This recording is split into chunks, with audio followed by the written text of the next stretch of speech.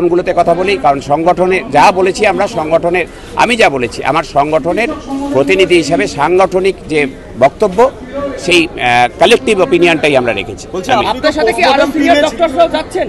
হ্যাঁ, আপনাদের সাথে আরো সিনিয়র ডক্টররা? হ্যাঁ, যাচ্ছেন তো। Thank you. আপনি তো পোস্টমর্টম টিমে ছিলেন। পোস্টমর্টম টিমে কখন ছিলাম? তাহলে পোস্টমর্টমের ক্ষেত্রে বিভিন্ন প্রশ্ন উঠে আসছে, এটাকে আপনি চিকিৎসক হিসেবে পোস্টমর্টেমের যে রিপোর্ট সেটা নির্যাতিতার পরিবার আমার সাথে শেয়ার করেন, চিকিৎসক সংগঠনগুলোর প্রতিনিধি হিসাবে শেয়ার করেন, এবং হচ্ছে যে সেটার ভিত্তিতে আমরা বিভিন্ন ফরেনসিক এক্সপার্টদের সাথে আলোচনা করি, আমাদের সংগঠনগুলোর সাথে আলোচনা করি, করে আমাদের যে কালেকটিভ অপিনিয়ন সেটাই আমরা রেখেছি। খটকা আছে পোস্টমর্টম রিপোর্টের ক্ষেত্রে? খটকা অনেকগুলো আছে, সেটা সবগুলো এখানে বলা যাবে না। আমরা সিবিআই এর কাছেও যাচ্ছি, আমরা আদালতেও পার্টি হতে আবেদন করছি এই কেসে পার্টি করবার জন্য। আমরা যা বলার সেখানে বলব।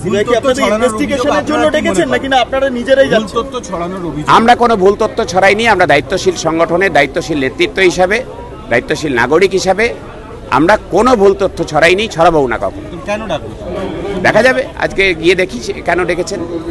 এইভাবে যে সমাজের নানা স্তরের লোকজনকে ডাকা হচ্ছে, আমরা কলেজ ছাত্রীকে গ্রেপ্তার করা হচ্ছে, ফুটবলারদেরকে রীতিমতো পুলিশের লাঠি পেটা খেতে হলো, কখনো এরকম দেখা যায়নি যে সবাই একসঙ্গে প্রতিবাদ করছে।